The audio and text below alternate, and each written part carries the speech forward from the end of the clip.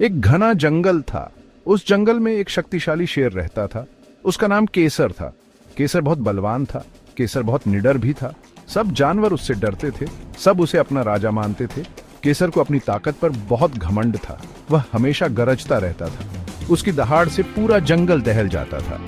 केसर को लगता था कि वह सबसे ताकतवर है। एक दिन केसर को लगा कि उसे अपनी ताकत दिखानी चाहिए। वह एक ऐसे दुश्मन से लड़ना चाहता था जो उससे भी ताकतवर हो। केसर को एक दिन एक विशाल हाथी दिखाई दिया। हाथी का नाम गजेंद्र था।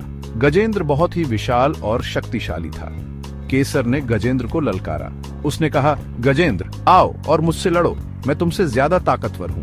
गजेंद्र शांत रहा। उसने कहा, केसर लड़ाई से कुछ हासिल नहीं होता। लेकिन केसर नहीं माना। वह गजेंद्र पर झपटा। गजेंद्र और केसर में भयंकर युद्ध हुआ। गजेंद्र ने केसर को बुरी तरह से घायल कर दिया।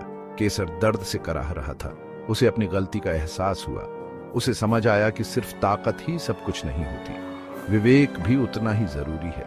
केसर ने गजेंद्र से माफी मांगी। उसने कहा, मुझे माफ कर दो गजेंद्र, मैंने बहुत बड़ी गलती की। गजेंद्र ने केसर को माफ कर दिया। उसने कहा, केसर सच्चा राजा वही होता है जो विनम्र और दयालु होता है। केसर ने गजेंद्र की बात मान ली। उसने अपने अहंकार को त्याग दिया। अब वह सभी जानवरों के साथ प्रेम से रहने लगा।